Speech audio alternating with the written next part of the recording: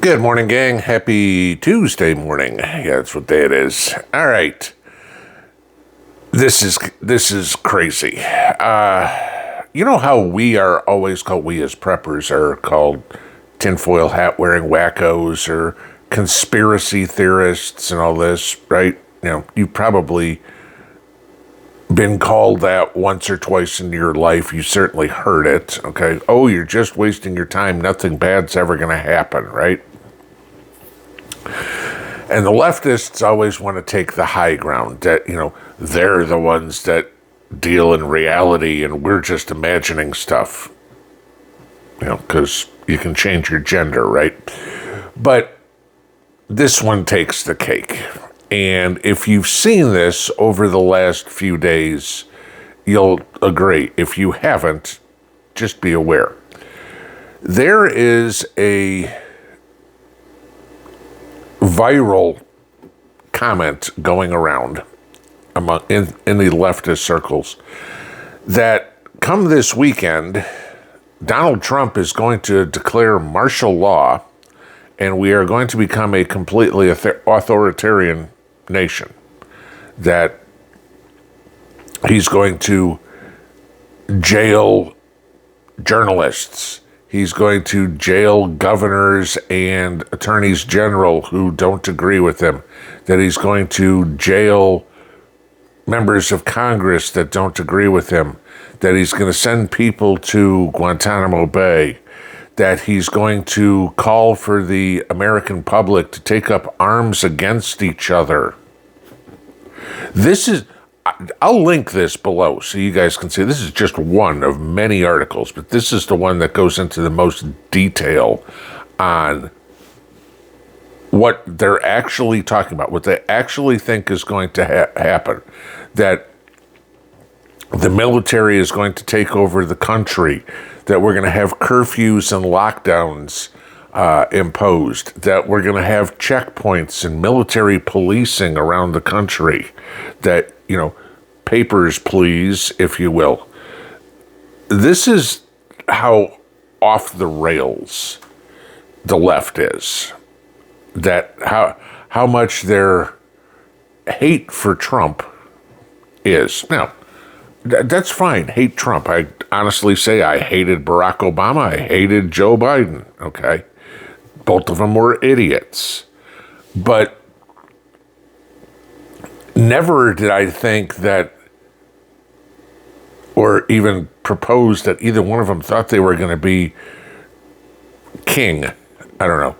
You hear all the comments about Trump's Hitler, except when you look at the platforms of the two parties or of the candidates and compare them with what Nazism actually was, you realize very quickly that the Democrat Party is the one that is honestly the fascists, honestly the authoritarians, honestly the ones that want a dictatorship in this country. Their policy and Hitler's policies mirror each other. They are exactly the freaking same. But it's another one of these accuse them of doing what we're doing and hope nobody notices. I mean, this has got to the point where I don't know how we ever come back from it, okay? Trump derangement syndrome is a viral disease, okay? And honestly, I think it's more deadly than COVID ever was, eventually, okay? Because you're going to get people that are just going to continue to do stupid stuff. There was a kid arrested, I think it was in Wisconsin, I think he was 17 years old, who was making plans to assassinate Trump. Him and a bunch of his friends at school. He's 17. He's not even old enough to vote. Maybe if we're lucky, the kid's got a job, okay? He hasn't dealt with anything in life. Doesn't have a house payment. Not old enough to have a car payment. Nothing.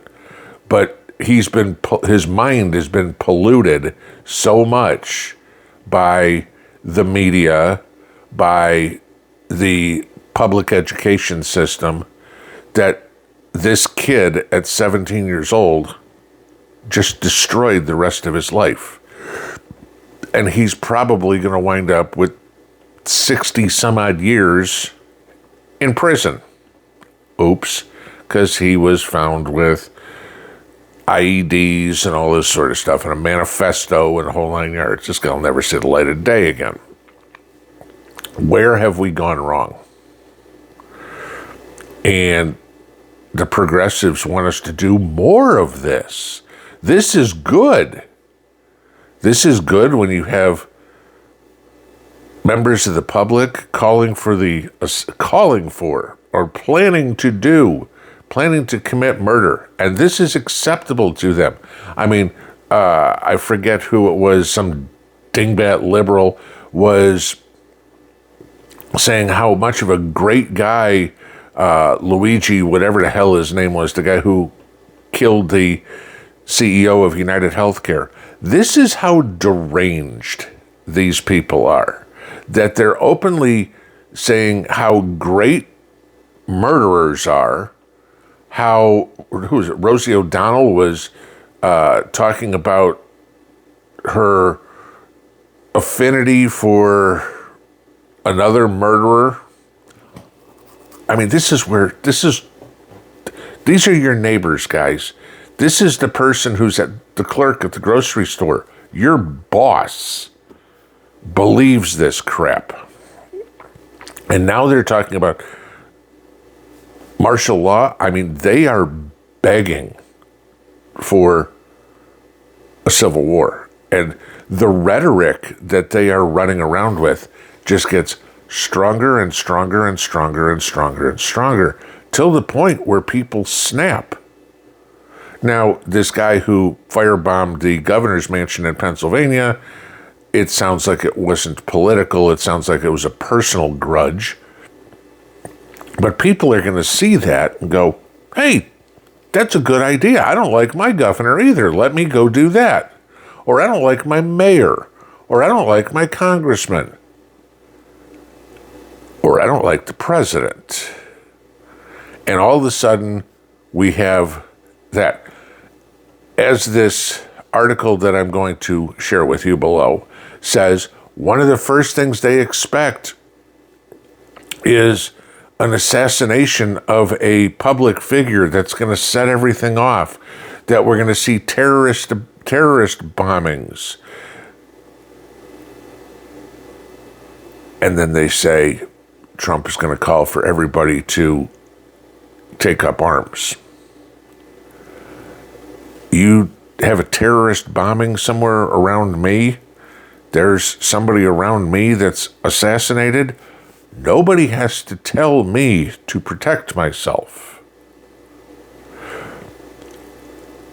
I'm going to say 99.99% chance they're wrong.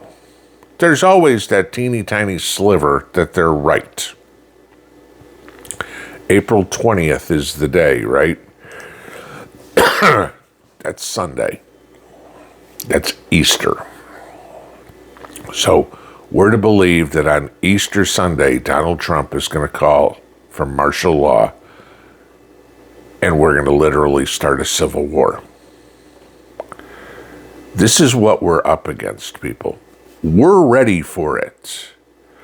If it happened, if that 0.01% chance, that sliver actually happened, we're ready for it. But how many of your neighbors, how many people in your community are ready for it? How many people would freak out?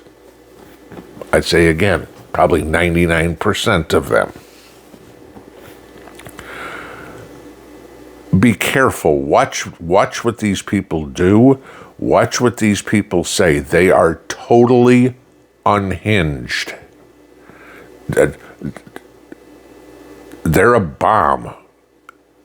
And the media keeps lighting a fuse.